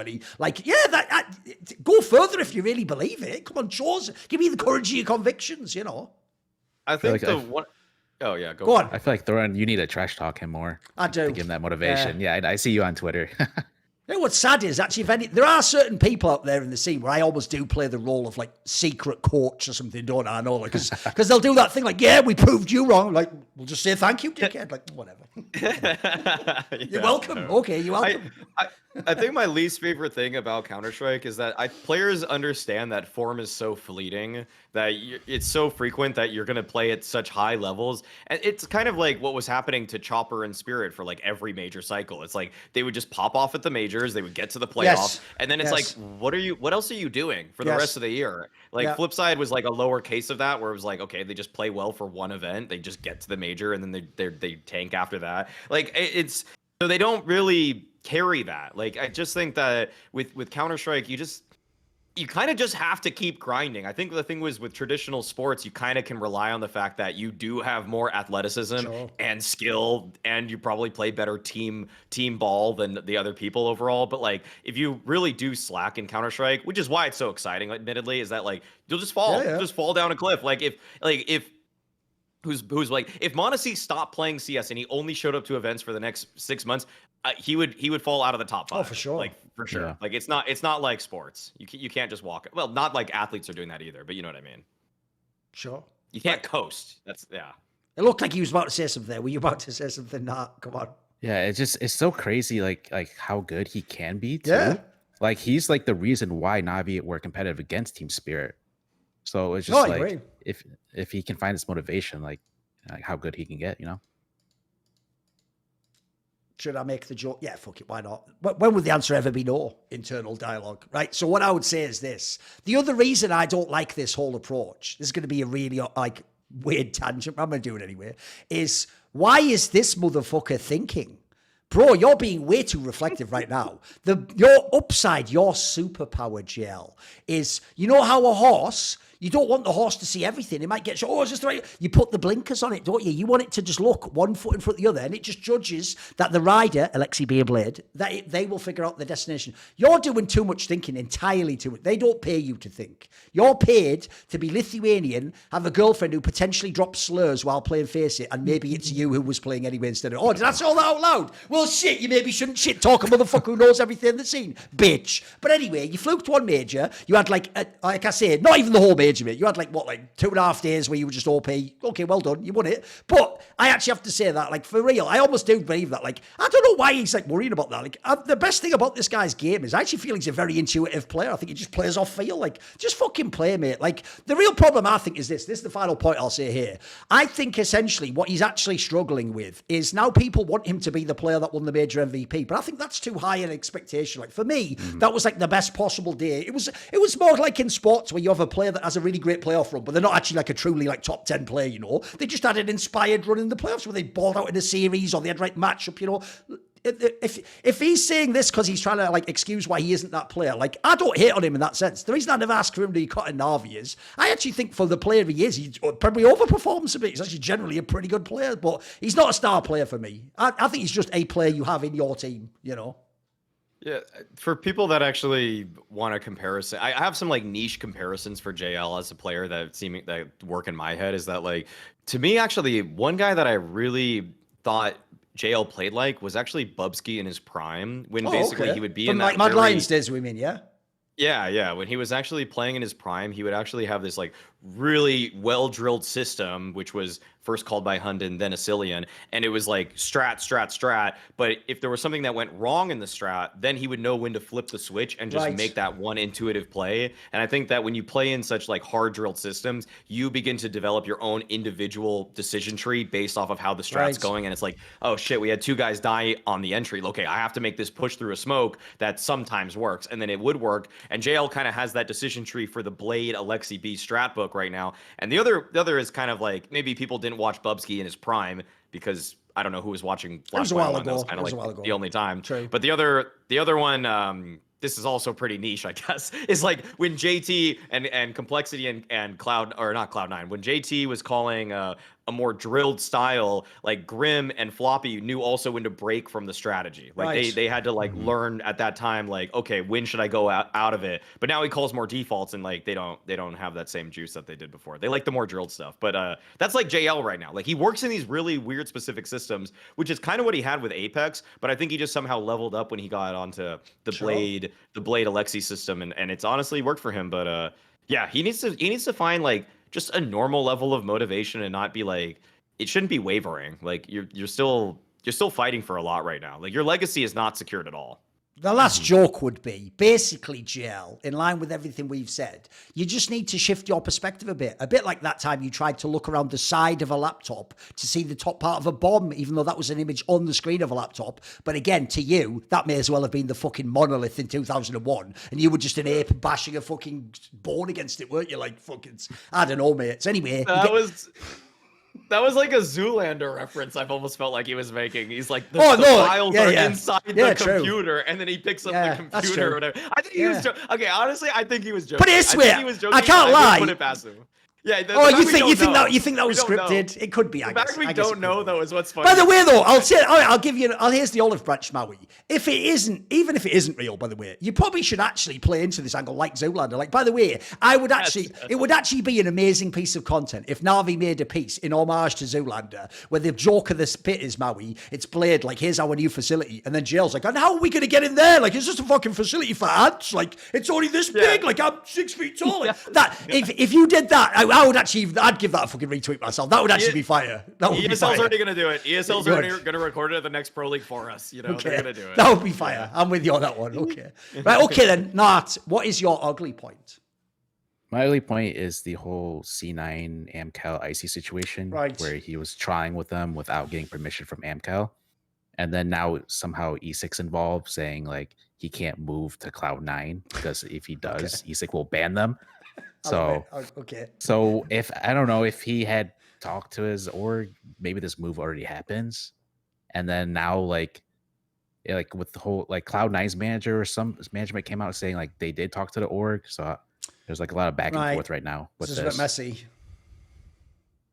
What do you actually think of it though? Like when you say ugly, what like do you think, for example, like was he good enough to be on C9? Should he have been on there? Has this like stopped him going? Do you think? What do you think, Art? Yeah, I don't know if he's like. I think like he's like, so they benched him. AMKAL benched him, and I think they're talking to Cloud9 because you might as well just sell him to Cloud9 at this point. Yeah, to get and like if we reflect back to C9, like it's almost 1 year now since that super team formed originally, and just to see how far they've fallen, and like with the whole, how many titles we're going to win, but the one concern when that team formed was. Electronic IGLing, and then Shiro left, and then bringing in Boomich, and then they were Opolis for a while, and then Electronic leaving. So this whole situation ties in with Cloud9 and their management as well of the roster. By the way, for people who don't know, IC is the AWPer. What are your thoughts here, Maui? Yeah, I mean, I missed this one, the fact that ESIC would ban C9 for violating some guy, because I honestly thought that, that's in bad faith to make that kind of play, like to trial with them while you're still on contract with somebody else. But now that there's some kind of enforcement, that being said, I don't know how much ESIC actually enforces, but that's kind of besides the point here. If they actually can enforce this in some way, if like TOs do listen to them, then this is just like a huge shot in the foot for both IC and for Cloud9. Because I feel like 5-6 years ago, people could get away with this kind of stuff a little bit more. But I don't really actually remember. I guess I would just leave this to you, Thorin. I don't really remember a case of a player violating their contract by just playing with another org while they're still under contract. Like I just don't feel like it's really happened. So I'm kind of at a loss for that. In terms of like tampering, when they think of like regular sports and everything like that, then yeah, like you're not supposed to do that. And it's kind of like the worst kept secret that in like the NBA or whatever, like people do talk about potentially recruiting people to their team, and they're not supposed to do that. Sure. But like this is going a step further where they're actually playing with them, like, which I guess is the nature of this one. Like he didn't have to go to the Cloud9 facilities and actually play with them. He's just going to boot up a game and then just play under an alias probably. Yeah, I think this is a complicated one because, like, first of all, in terms of the signing, I know a lot of people. I actually think what's funny is almost everyone signed to Cloud9 now. If they're not a big name, it's automatically going to make Cloud9 fans feel like depressed, basically, because as Nart pointed out, it was like a year ago that we had the super team that everyone's the hype went incredibly up, and people probably forget now, even actually after Shiro left at Copenhagen, they were still good there, boys. Like if they hadn't had to play Vitality in the first round, like they looked like they could have been a dark horse to do a run as well. They could have maybe been in the semis if they'd been on the bottom half of the bracket, so they were a quality squad. The analogy goes though, if when Electronic and Perfecto joined, we were getting blue balls, well, the reason why no one's blue ball, the balls have dropped dropped off. Yeah, there's no blood supply for 1 year. There is just no nuts now. So at this point in time, like, everyone even forgets, I notice, Cloud9 even exists. Because what we do now is, if you think of Russian teams, you just think of Team Spirit, squads like that, right? You don't even think about fucking Cloud9 anymore. They're not even a destination of them and VP of the Russian teams, obviously, now. So I do think, like, if the whole premise of Cloud9 now is you're letting people like Groove look for, like, the next talents a la a Gambit, and you're going to bring them in and build them up. So this is not a bad player to sign, actually. Like, if you really can't get MonteCristo like that rumour, well, spoiler, you're not getting Shiro. Like, the list's getting pretty short, by the way, of Russian AWPers you got left. Like, Zorti, for some reason, could just never fucking play in these. No one knows why on that one. It's just a weird one. So if you're picking out players, this guy's only just turned 19. He's not barely turned 19. He's very inexperienced, but the little bit you've seen online, he looked good. He looked decent at the major. Like, I actually think he's not a bad player. Like, if you're going to gamble on a player, this isn't a bad one. I agree on the thing about, like, the complicated part, though. If you notice, this is where I feel like different regions get to play by different rules completely. Because simultaneously, we have this world where we know that in teams like Forza and stuff, it can just be just impossible to extract the players somehow. It feels like you just can't sign them. For whether it's like a social reason within the team, whether, I don't know, there's some legal angle they put, whether the contract even has a buyout, and they can just ask. It seems like, by the way, from my experience in talking to coaches, a lot of the Eastern European teams just don't even have anything approaching an actual number for the buyout, and so they just ask for mental numbers. Like, spoiler, I'll give you one right now. I heard, like, a few months back, even a player like fucking Shalfie would be like $1 million or something mental, which is like, what? Like, look, he's got potential, but $1 million, you know, or like it's 750K, or it's like, what are these buyouts? And the problem I have there is, to tie into what Maui says, I feel like from the org that you're playing for, that's a bad faith buyout. Because what you're basically saying there is, look, if you want to be an absolute idiot, I guess I'll sell you him for, like, insane money. But what you're really saying there is, I don't want to sell him. You're actually saying, like, look, this is way too high, isn't it? So when you don't buy him, he gets to stay in my team. But my problem is, when he stays in your team, you keep paying him $7,000 a month or something, don't you? You don't then go, hey, it's okay, I'm going to give you the bag for staying with me. So the guy has to stay at a low level with less money, and he can just never leave. At that point, he's just trapped, essentially. Meanwhile, I actually think if you're these orgs, f0rest's, AMKAL, in theory, you should want to sell this player. You should just want to sell it for something reasonable. Like, here's the point. In that analogy, you should want to sell Shalfie for 500K or 400K, and then you get 400K or 500K. By the way, you could do a lot with that with the salaries they pay. You could actually get the next Shalfie or someone better, and you could do a lot with yours. You could probably subsidize your whole squad for half a year of that money. So I think the sad thing is certain rules. And the reason why I said that detail was to say this. This is where we've got to remember that, look, I guess VP technically isn't a Russian org because they got sold to the Armenians. But in spirit, obviously, a lot of them were Russian and they have that background, right? Obviously, Team Spirit just straight up are. They just are from that region, right? People are forgetting Cloud9 is an NA org. So here's why, Maui, I actually think suddenly, whose music is that? E6 music with a steel chair. That shouldn't be relevant. As far as I'm concerned, by the way, as soon as that Hunden story happened, where Hunden just got his lawyers to contact them and they were like, oh, sorry, you're unbanned. Well, as soon as that happened, no one, E6 bans don't mean anything anymore. Everyone could just go and probably strong arm them and just make them give up, basically. So the reason why I actually think, sadly, it seems like E6 being able to have pressure here and the org is, I just think because Cloud9 is an American org that is giant beyond Counter-Strike, I just think they don't want to be in a scandal like, wow, a governing body says we broke. The difference is, I think if you're Team Spirit, you don't give a fuck what some random guy in America or UK says. Hey, you are doing the wrong. You don't give a fuck. You do what you want in those teams. It's like being a Chinese team, mate. You can do whatever the fuck you want. No police is going to come and get you. But if you're Cloud9, unfortunately, you do have to care about the PR. You can't have like really negative stories like implying you're breaking rules and tampering. But remember, as you say, Maui, the problem with tampering is it's very much an American thing, isn't it? That's American sports. That's Cloud9's world. Like, remember in games like League, they have to pretend they don't poach. By the way, I'll just give people the last piece of info as I hinted that there. They all poach. You just have to be really smart about it is all. Basically, poaching rules are just to punish really stupid people who like overtly say, like if on the mic, by the way, in an actual NBA playoff game, they picked up LeBron going, maybe you come play with me next year. Yeah, then he should get fucked because he's been so blatant with it. But spoiler, the same LeBron can hit you up in your Instagram DM or have a drink with you and, hey, I've always wanted to play with a player. Like, you know, there's ways to do the same thing and essentially they all do it anyway. Hence why in the era of all the like scrutiny over poaching, magically all the players in the NBA just fucking run the agencies basically. Like LeBron just recruited his own son, if people didn't notice. Like, spoiler, do you think he never talked to his own son about whether he might play in his team? They were having that conversation over dinner, I'm going to go ahead and guess. Or as LeBron was like, hey, Let me just finish the first page only of this book. That's a pretty good joke, actually, Mark. Whatever. Put that one down. It's all good. That's a pretty good one. That's a pretty deep good cut. one. Yeah, that's a pretty good one. That's a pretty good one. I also had a similar joke I was going to make, which is now that he's signed, it's like, well, to be fair, because he's LeBron's son, he only has to memorize the first page of the playbook as well. You know, whatever. It's the same joke. Whatever. I still can't believe that's real, because I have seen too many of those pictures where the spine was only ever cracked on the... LeBron, at least do that thing where you thumb the pages. Crack the spine in the middle, you idiot. You've left the spine so the rest of the book. If anyone's essentially, your problem is you never have read a book, so you don't even know what reading a book would look like to pretend you've read it. So anyway, to bring it all the way back, I think sadly this is just a messy situation for everyone, because it's implied, by the way, that like, yeah, what actually happens is the worst for everyone. Cloud9 doesn't get the player has to stay, but now the player's sort of getting punished and benched. Isn't this just worse for everyone? Like, wouldn't it be better if he either played for AMKAL, this didn't happen, he joined Cloud9 and then Cloud9 got a good player and AMKAL got money? I feel like we've reached the worst outcome. This is bad for everyone, isn't it? And then also, like I say with the ESIC thing, even though on the one hand you want to be like, wow, good that ESIC's enforcing the rules, it's like, I don't think anyone believes in ESIC anymore. I feel like I actually think people are going to have the reaction to this story I just said of like, ESIC? Isn't that some shit from like 3 years ago? You know what I mean? Like, that feels like some online era stuff. Yeah, who the fuck's heard of ESIC in a while? I know. What a weird world, eh? What a world. Right, anyway, we've got 2 more points. Let's get them done. What is yours, man? Yeah.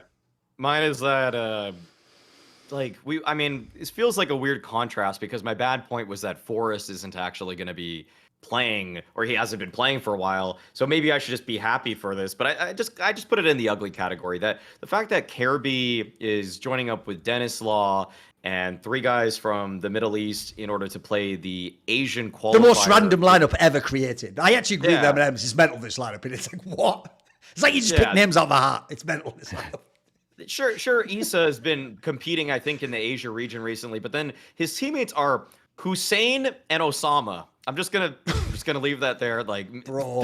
And then he's playing. Can I get marketing department? Hey, I need to have a word with you.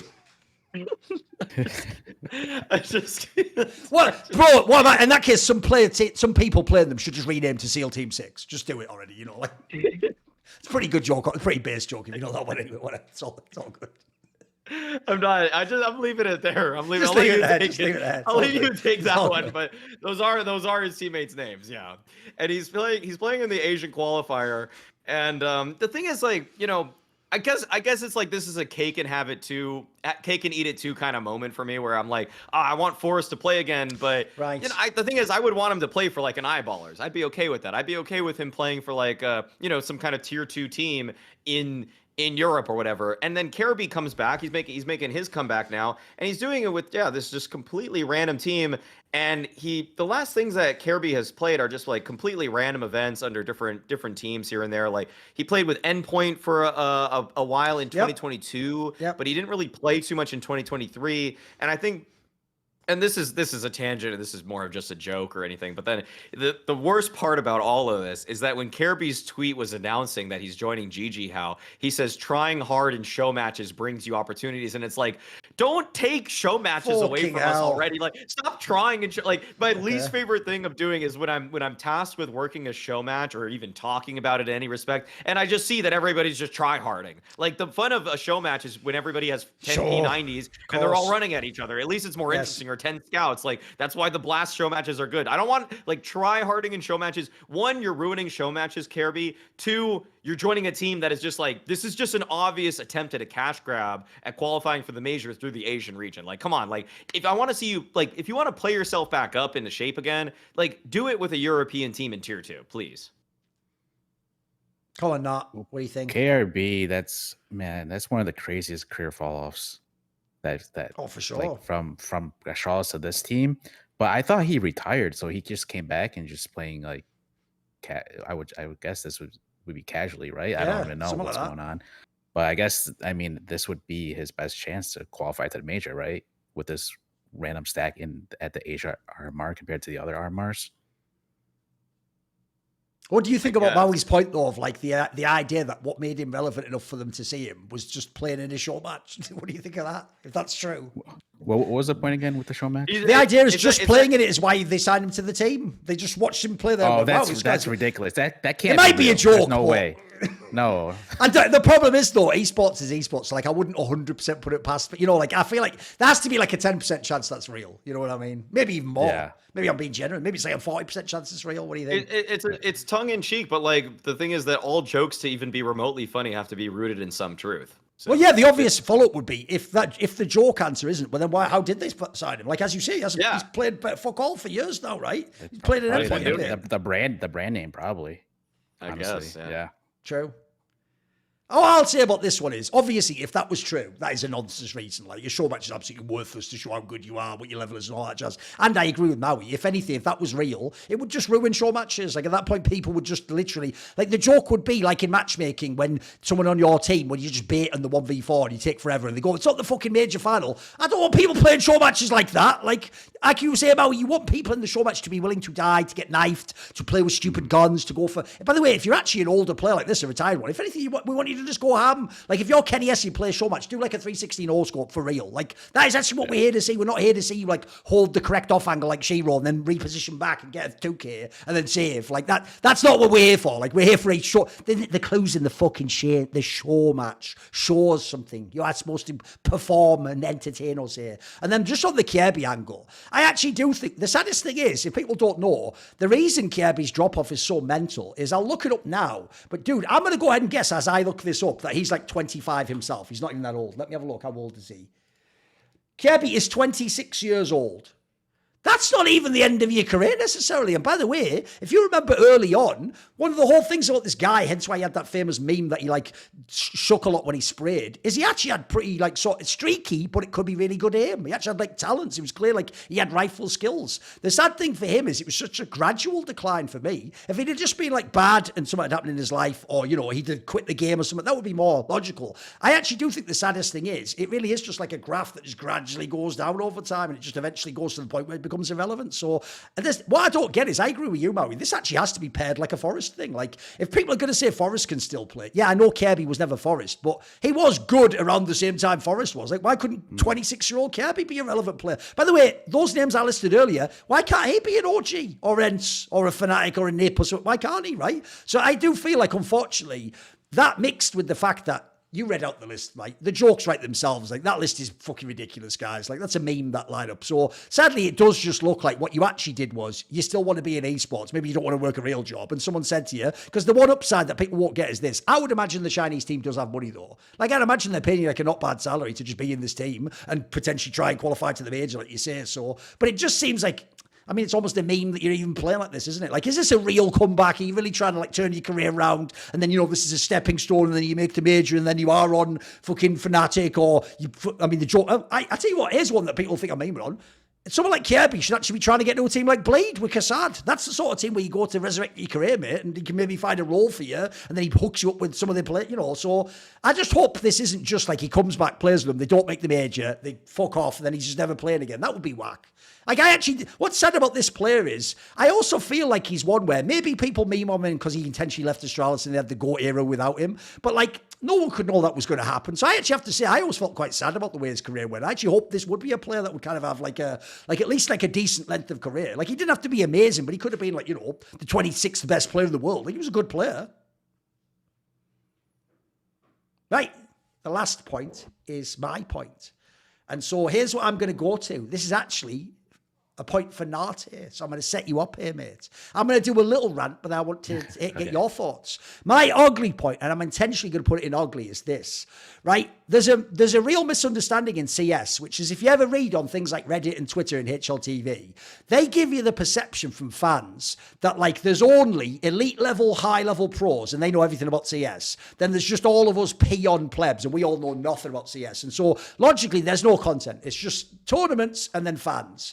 But the saddest thing is, there is loads of CS content. Like, obviously, Nart has actually built a whole brand off this, where even pros checking stuff out. But I will tell you, there is so much content out there in the scene. Like, if you want, I'll list a bunch of names now. Obviously, we've had him on the show before. If you want to know who the next up-and-coming players are, you go watch King T. He has prospect videos on all these guys before they become really good. If you want to know, by the way, like some really good like narratives about the current scene, you go watch HooXi's videos. He does all the topical things right when they happen, of like, oh, wow, is HooXi Bench? He'll have a video about that, like, tomorrow, I'll imagine, you know. know, like he does these like, and he does them like Thorin style. It'll be like 15, 20 minutes. I think Launders, by the way, has actually really found like a whole new lease of life in his videos where he's doing that sort of like, it's almost like stream of consciousness mixed with, he's got some prepared points with like, I actually think the production elements sort of make it like visually interesting for the Zoomers. It doesn't have to show him fucking surfing, but it's got all the video playing behind it. I think the production value is great. If you go down the list, there's some really good fucking content creators. And this is all stuff, by the way, that I feel like if people could get past the ego of hating on people because they're not fucking Carrigan, shouldn't everyone on Reddit and HLTV and Twitter be loving this content? Isn't this exactly what you all want to watch? So the ugly point now, and this is the setup for you, goes like this. I feel like the content's there. I feel like this is a really good like bevy of people doing shows and stuff, but I feel like they don't get the proper, I don't think they get appreciated by the community, mate. I don't feel like the community sort of buys into it as much, because I would love to see all these people be like at your state, so they wouldn't household names, you know. What do you think of the content game right now? The content game there's like various different parts of the content game. Like the people that you talk about that you listed would like more relate to like the educational side and the esports side. And it's like a point where like JJ Redick made about when he had his podcast, not a lot of people would tune in when he did the analyst part of it. Oh, right. So I feel like so like a lot of like 99% of any like game community is like casual. So that we get that 1% like the esports or educational that have a very small audience.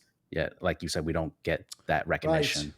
And that by the way, if people don't know what you're referring to, famously, like especially with that LeBron podcast, if you ever watched the first one he did with LeBron, they were actually trying to make that like an analysis podcast, guys. They were actually for real breaking down like concepts, but I have to say it was way too nerdy. Like I think a lot of people did, but whereas if you see those podcasts, actually they're more like this. They're just for people having hot takes and shit. That's what people want to hear, stories and hot takes, right?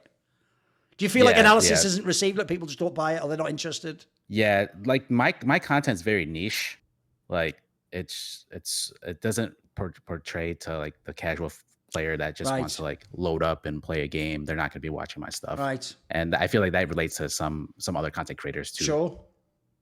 No, and by the way, I'm even with you. Like, the sad thing is, I actually like your style because you just sort of own the idea that if people like the pro scene, they're going to get into it. You could be more cynical, though, mate. You could easily do, like, the video and just make it like, you know, here are the 3 game-breaking smokes that are going to take you to fucking DMG. You know, you could do that shit, too. You could get the score-esque in your... Yeah, that's what I'm trying to look at. Like, this year, I'm trying to, like for the future content is trying to attract that bigger audience, that more casual fan base. So... I'm planning with somebody to review the type of content I'm doing. All right. But at the same time, like keep my core audience by doing my normal stuff. What do you think, Maui, on this? You have your own perspective. Yeah, obviously. In fact, you're obviously a content creator if people don't know. You obviously do all the stuff on your stream that goes to YouTube afterwards. Yeah, exactly. I'm just double dipping at this point. Like, well, there's some stuff I make specifically for YouTube, but mostly it's just stream stuff. Yeah. I mean, I feel like with the whole content space right now in Counter-Strike, it's kind of I just feel like in a weird, like, I guess I usually, what I do is a lot of lateral thinking. I usually try to think of like an NBA space or an NFL space, and I think of what is succeeding in those realms, and then what is going to work over in this space. And it's kind of like, honestly, how I've created my whole like talent persona. It's why it's like, this is peeling back the curtain a lot, but like it's like, yeah, like I'll like look at what a lot of people in other spaces are doing, and then I'll be like, okay, what can I apply to myself, but what can I do to actually enhance my own inherent skill set? And so when I think of like those spaces, I feel like the thing that we're sorely lacking is like I think there's a really big hole for written content actually that I think could pop off. Actually, I think that's something to think about more. Like Thorin, you're doing some writtens on your Substack, so, and Richard's doing stuff kind of in the general esports space. But I really actually miss, and this is just like me expressing my desires of what could really make the space better right now, is that I really feel like we're missing a Stu level writer right now that was like Stu took the Zach Lowe model of looking at plays, breaking them down for the NBA, and then just even clipping them. Like, he did exactly what Zach Lowe did, and I was really a fan of that because I love what Zach Lowe did back for Grantland, now for ESPN, and I just feel like there's nobody doing that because not everybody wants to consume video content. Like, a lot of people want to consume written stuff. You can get through it faster. You can read it on your phone without having to wear headphones or anything like that. You could go back and watch those little clips later if you want to, but like, I feel like there's a lot of things that this space is kind of like the new generation just loves like short form video content, and it's kind of hard to actually make a strong brand on that. Whereas for at least this, because Counter-Strike, like you're contrasting two different things. Counter-Strike is kind of like an older person's game, and yet the most prevalent form of content people consume is short form video nowadays. Sure. And it's kind of hard to be like hot takey on short form, but like you can, but it's like I don't know if it's reaching the right audience, because I think the esports viewers are older and they're not doing short form, and yet that's what the algorithm's pushing. So we kind of find ourselves in a really almost like unfortunate space where we just like we're not using the most pushed algorithmically like satiable content style, but we also consume a lot, but we're like I don't know, we're just in a weird place right now. I don't actually think there is a wealth of options for what you can consume right now, but what's kind of funny is I think what works best for short form, if people want to just like watch this and like take these random ramblings I have and just synthesize it to like what can you do for your future, just do skins content. Just do skins content right now. If you just want to purely make money, like skins so content cynical. I thought you were going to give like a legit answer. That's so cynical. No, it's just if you just want money, that's the easiest way right now. That's like true. how so many people built their Right. brands. Like if you look right now at Twitch right now, like Oni Pixel was a skins guy. He's a skins guy. You know, like if you want it, like Arrow, like all these people that have like hella viewers and stuff like that are just like they just have a lot to say about skins. And also, like let's be real, like people like gambling. People just like gambling. There is something too. depressing though, Maui, about the idea that like you or I could sit down and craft like a 45-minute video going in depth on like why the greatest in-game leaders were great, or we could make a video where we're like, I think I'm going to craft this kind of each sticker onto this AK. It'd probably have more views. Probably have like 2 times more views. Yeah. I know. It's true. It would. It's like is this and like the verbiage they have is just despicable in that space too. It's like, is this the pussy pattern huntsman Doppler? I'm like, what the fuck are you even saying? That's a good point. Like that type of content, when like you don't put like less effort compared to like more effort content, gets like, it's a shame, but it gets more views. So yes. That is just also, to be fair, like an indictment of the larger entertainment industry. Because to be fair, I actually find the same exact thing in general esports content, which is, for example, like if you make a really awesome video and then you look at the views, like a really awesome video might get like 20k views. The problem is, like the joke is, if any of us turned on a stream today and just reacted to all the news, like HooXi getting benched and whatever, that alone would get more than the 20k. But like it's not really like evergreen content, is it? Like it might be boring a week, you know what I mean? So the incentives are a bit off. I'm with you on that one. They're a bit off.